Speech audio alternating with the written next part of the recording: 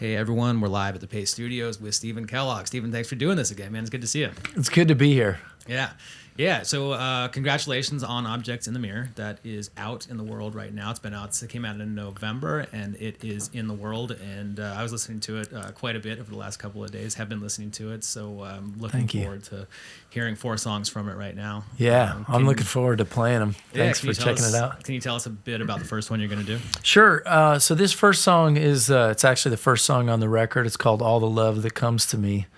And I've just been sort of obsessed with this idea lately that you get to a place in your life where you have more past than you do future, perhaps. Like there's more things behind you than forward, and you realize, damn, I better start like taking it in, because who knows how much lays ahead, and yet you can still get real hung up on the little things and stuff. So I wrote this song as sort of a reminder to myself to take it in when it's good. Yeah. So, shall we? We shall. All right. 1, 2, 1. All right.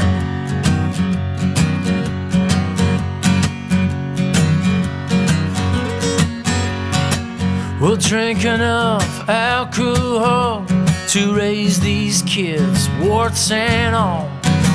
There wasn't enough alcohol to quench my parents' thirst. And if I end up just like them, that's okay, ain't no sin. Where you going, where you been, it's mostly the same place. I got all I ever wanted, but I still cannot believe how I love to take for granted all the love that comes to me. We got enough words to write, books to read, fights to fight. There ain't enough thoughts and prayers to satiate my rage. And maybe we are just as bad as our worst enemies have said. Or maybe we are just ourselves and having an off day. I got all I ever wanted, but I still cannot believe how I love to take for granted all the love that comes to me. All the love that comes to me. All the love that comes to me. I dig the evening buzz, I hate the morning drag. I dig the evening buzz, and I don't sleep nearly enough, but I'm still happy because I am still happy because I got all that I ever wanted, all I'll ever need, and I love to take for granted all the love that comes to me. Yeah, you are all that I ever wanted. I still cannot believe how I love to take for granted all the love that comes to me. All the love that comes to me. All the love that comes to me.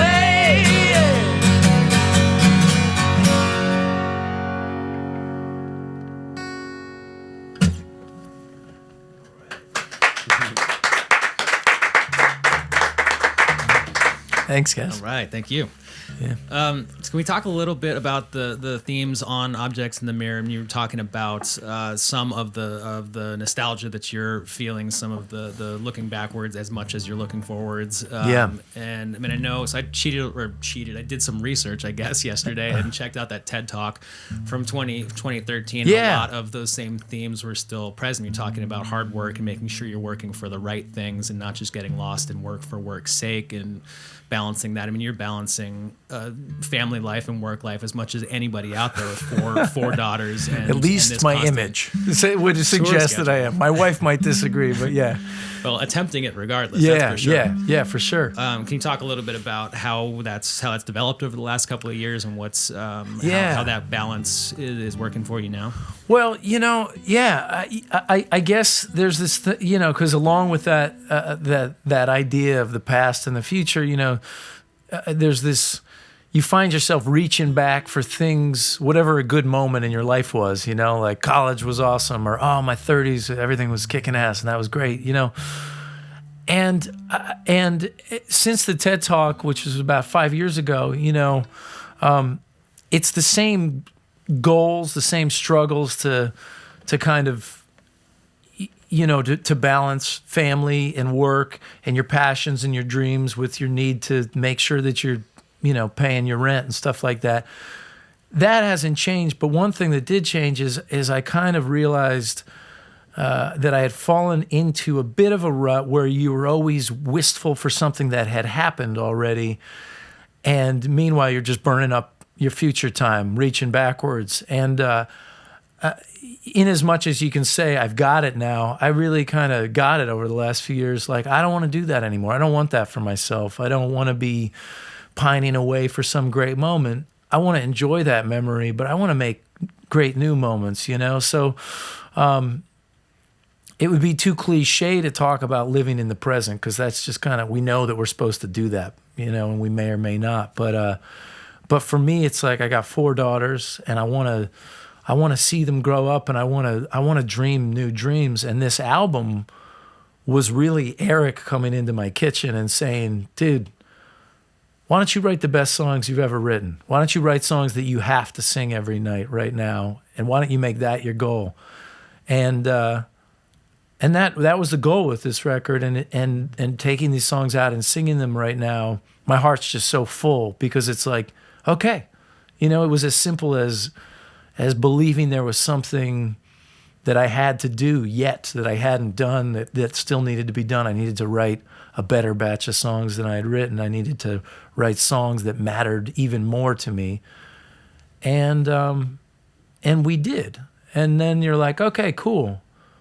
All right, what's next? Like, it gets you fired up about thinking about, okay, what's next? Let's keep doing this right up until we die, Well, I agree completely. I've been enjoying the album a lot, and I'm completely enjoying what you guys are doing here live today.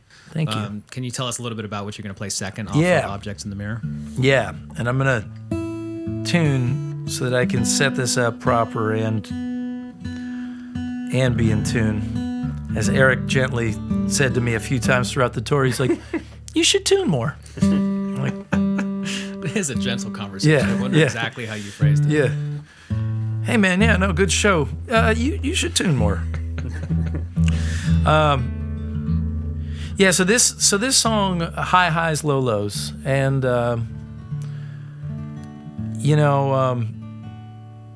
this is kind of, I found myself introducing this song on this past tour as my version of AC/DC's Thunderstruck. Because you're always aware when it's the chorus, which isn't always true in my songs. And I thought, this is good. Like, it's got a chorus that repeats itself to start.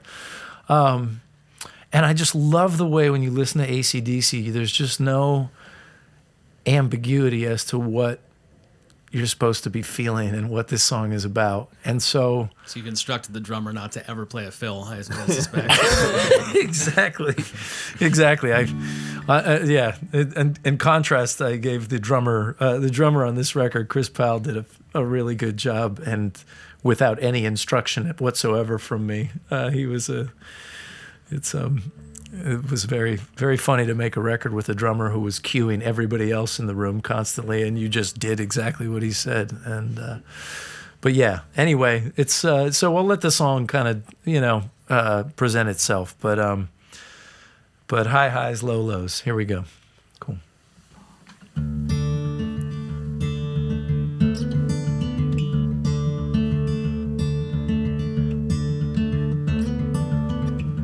The one making no decision always ends up second-guessed by a person less decisive who believes that they know best. I wouldn't change a thing, I would make the call again. Shame on you, you could have been a friend.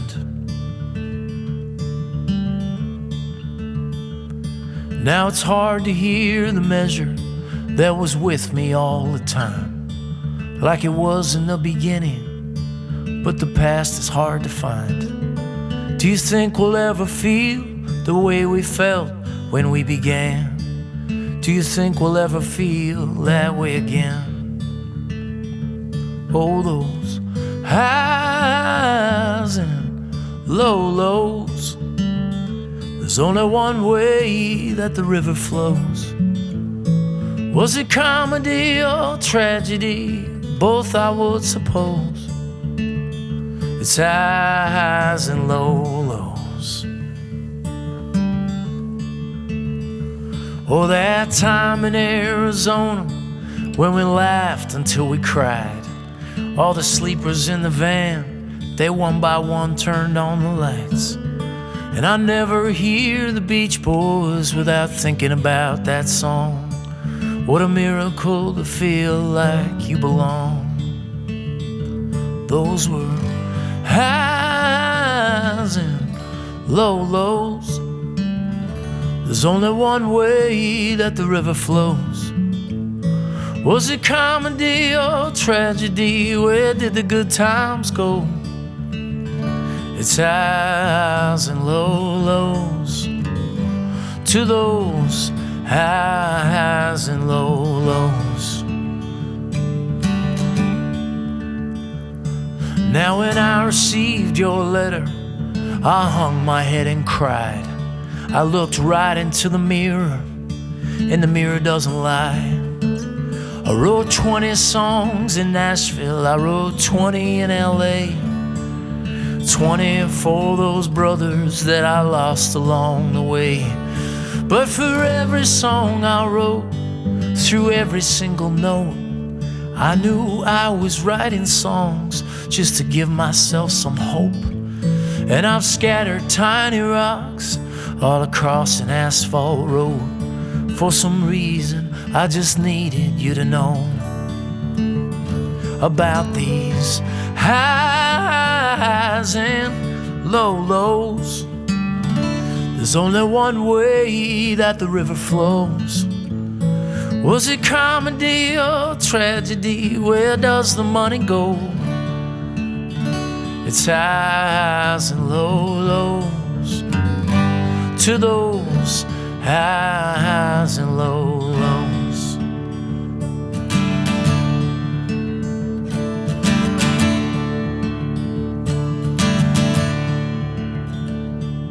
If what you said about me, if I believed that it were true, I would throw myself upon the mercy of the ocean blue. But most of your critique, it doesn't sound that much like me, though I wonder if it sounds a bit like you. Oh, those highs and lows. There's only one way that the river flows. Was it comedy or tragedy? Who really knows? It's highs and lows. To those highs and lows, I've had highs and lows.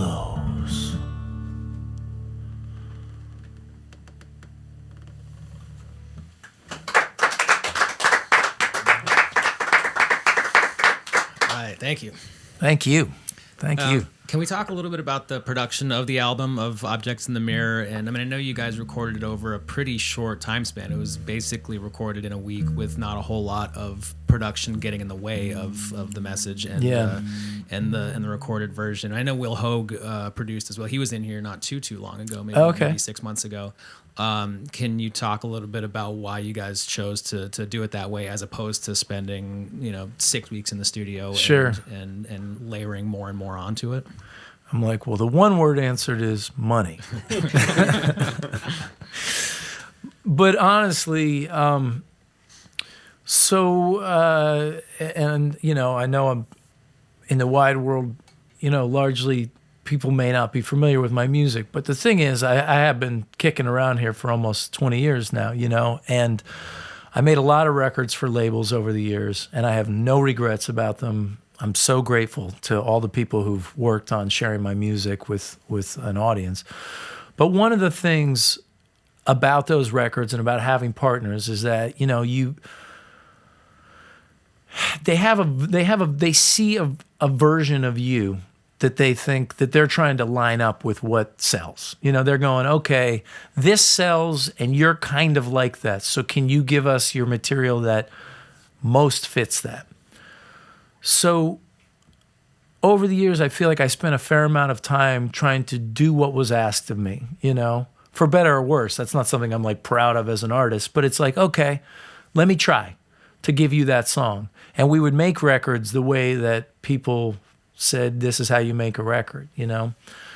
But finding myself independent again and looking at the music that I really enjoy and how it is mostly made, it's made by musicians going in a room and playing the songs together. And you hear things go out of key and it, you know, but that's how most of what I really respond to emotionally is done. So to me, the logical thing is, why in the world wouldn't I make music? If this is what I like to listen to, and I wrote these songs, it seems like a logical dot to connect that I should be making a record in the room and kind of getting that energy and vibe. But for whatever reason, it still felt like a risk. And one of the great things about my conversation with Will Hogue, I was saying who should play piano on the record, and he said, well, first of all, I think I should produce the record. I'm like, Will, that wasn't actually the question. But then as we talked about it, you know, this was one of his things, was like, no, we're going to get, let's do it this way. And we got a mix of kind of my touring band and some musicians and some studio musicians. And it was a nice mix because it still always felt like me and felt like home, but it also, we had, you know, studio musicians, they have a special superpower, and it's very nice to work with, you know, people that can learn a song almost instantaneously. So I'm really grateful because we went in and we really did just play the songs. In some cases, we just played the song a couple of times and then kept the vocal, kept everything, you know. Maybe we added a couple background vocals or another guitar, but you knew when you're listening back, if it sounded good to you, then you had what you needed, you know. And that feels a little bit, at this phase of my career, it's hard to imagine ever making a record differently than that, because this feels like maybe what I should have been doing all along, you know? Yeah. Well, I'm glad you guys made the decisions the way you did, because it turned out great. I've been enjoying the album a lot, and oh, man, yeah, thanks you for sharing them with us. Can you tell us what you're going to do third off of Objects in the Mirror? Yeah. I just reminded real quick of one thing Tom Petty said. He was like, nobody cares what went into the record, they just care how it sounded. And at the end of the day, I guess that's kind of the thing. If the end result works, then you're a genius. If it doesn't, you're an idiot. It's like nobody really cares. But yeah, I think we'll play Objects in the Mirror. We'll play the title track here, I think, right? You want to do that one? Of course. Is that a good one?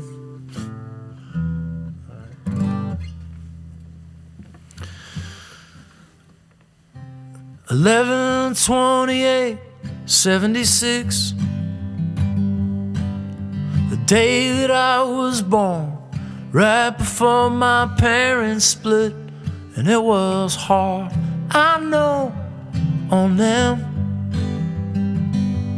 When you're young, raising children, as we look back through the looking glass, visions closer than they appear. Stubborn toes on toys, those days you wish were still here. There'll be objects in the mirror,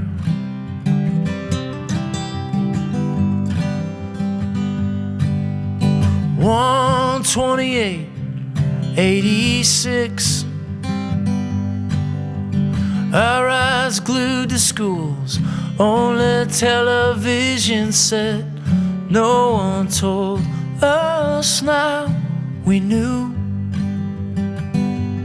Every dream does not come true. As we look back through the looking glass, visions closer than they appear. Even when they say the sky above will be clear, there will be objects in the mirror.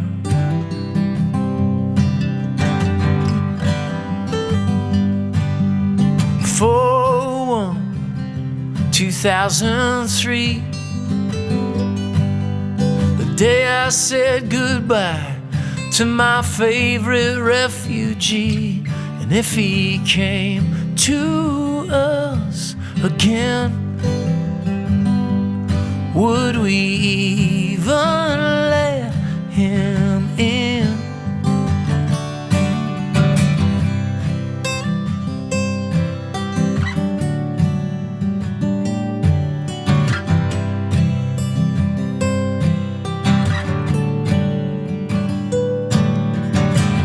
(5/13, 2012).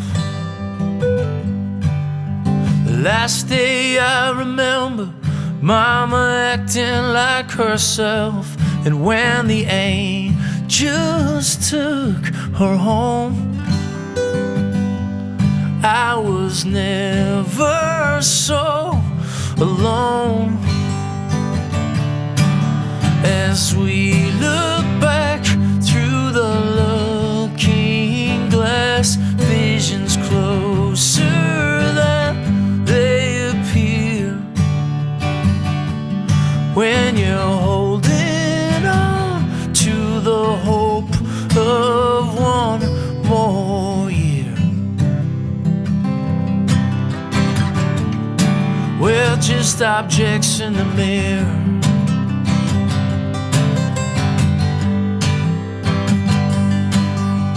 (10 to 17). Terror in Las Vegas and the ghost of Tom Petty, and all these big guns in bad hands cannot bring back one good man. As we look back through the looking glass, visions closer than they appear. If fear itself is the only thing we should fear, what of these objects in the mirror?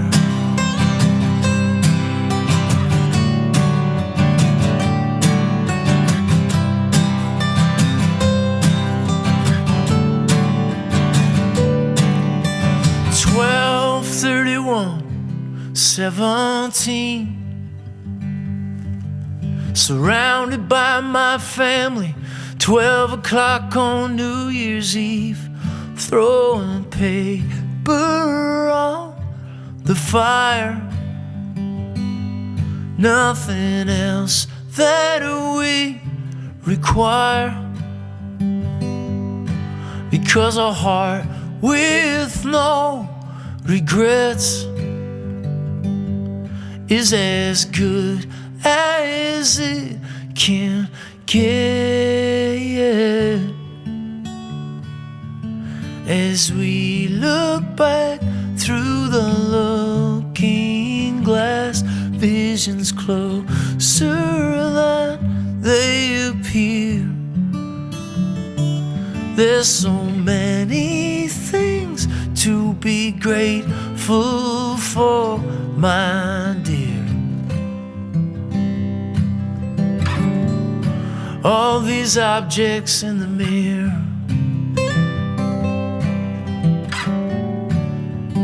Objects in the mirror.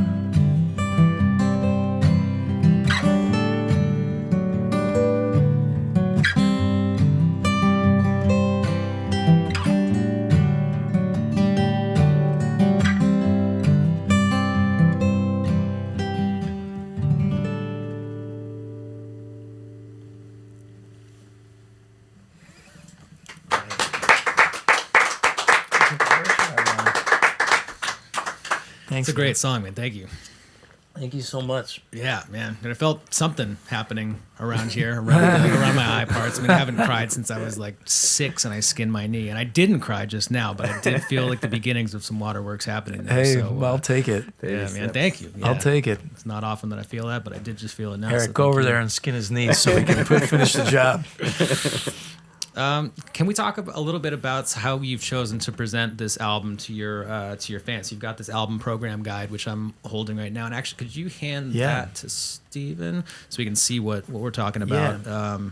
It's an interesting way, an interesting gift to give your fans and how to present this music. Yeah, so we did, you know, because CDs are obviously not, you know, they don't put CD players in cars or computers anymore. So, and vinyl's wonderful, but also, you know, you either do vinyl or you don't. It's, you know, so I was just, I wanted to share the lyrics in a good format, and I wanted people to have something. So came up with this idea to do kind of like, almost think like a baseball magazine where we have, you know, the lyrics and some stories about the making of the record and pictures from the session.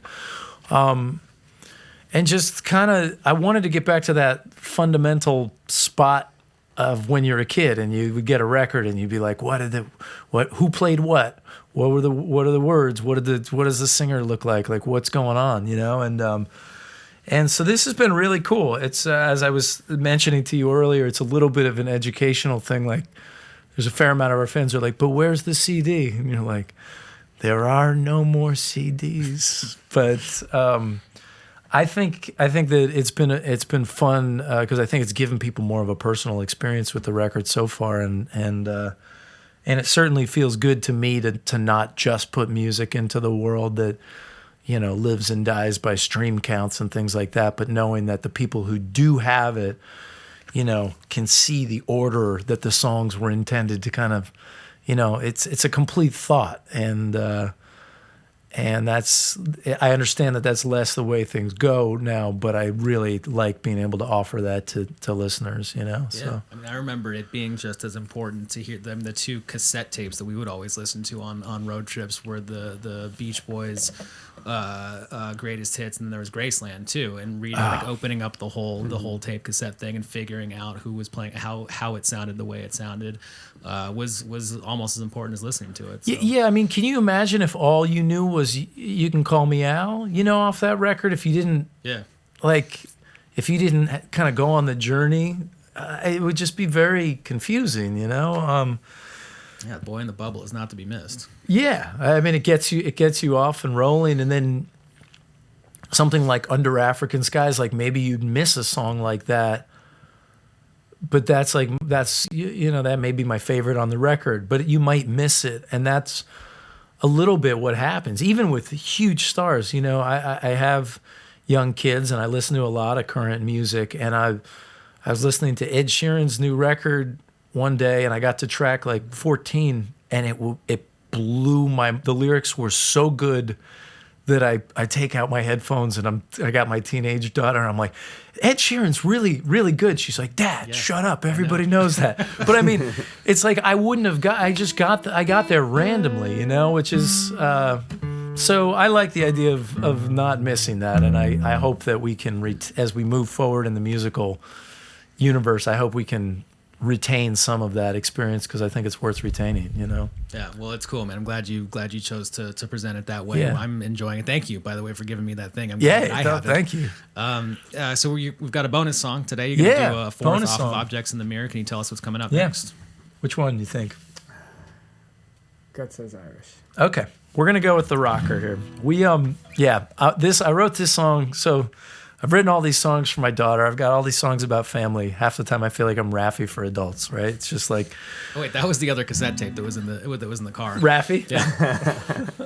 Well, there you go. Maybe Raffi for adults isn't such a bad thing. So we're done having kids, and we got a cat, and this cat is killing me. It's like she's a special needs cat, really high maintenance cat, and we're doing better with her, but like it got to the point where my dad pulled me aside and said, "Son, you're raising your kids, it's going well, but this cat is going to break you. Like, you need to get rid of the cat." I'm like, I can't give up. So I wrote this song in part for my cat to be, this is partially for my cat.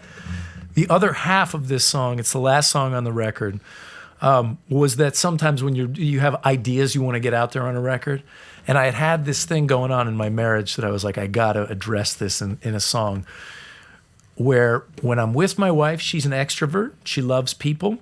I'm actually an introvert, and I find it real. I'll go to a party or something, and I find it really stressful when you hit the. I just hit a wall when I'm at like a party, and I'm like, I need to leave right now, or I'm going to turn into the Incredible Hulk. Yeah. Whereas my wife will sort of spot people we don't know across the way and be like, we haven't introduced ourselves to them yet, and I'm like, this is terrifying. Like, are we really doing this? So I understand these are two entirely different themes, but they both get covered here in this next 2.5 minute song, bonus song. It's called Irish Goodbye. 1, 2, 3.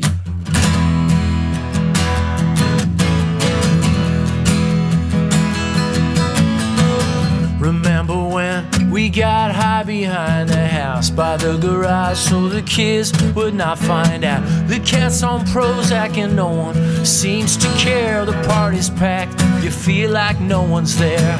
You were born with everything you need, so wear that heart of yours on both your sleeves. A mother's holding her baby on the plane. The kid is crying, businessman complains. You hear the whispers and see the arrows too. I guess we all got some growing up to do. You were born with everything you need, so wear that heart of yours on both your sleeves. They'll get the best and the worst of you. There'll be some days that you can't get through, but please wear that heart of yours on both your sleeves. You give your heart to someone because it's yours to give, and only when they break it do you realize what you did. There is a sword that's hanging right above all our heads. It is suspended, it is suspended, it is suspended by a spider web. So check your phone every minute for an hour. Irish goodbye, the greatest superpower. You were born with everything you need, so wear that heart of yours on both your sleeves. You have got the best and worst of me, so wear that heart of yours on both your sleeves. Both your sleeves. Both your sleeves. Both your sleeves.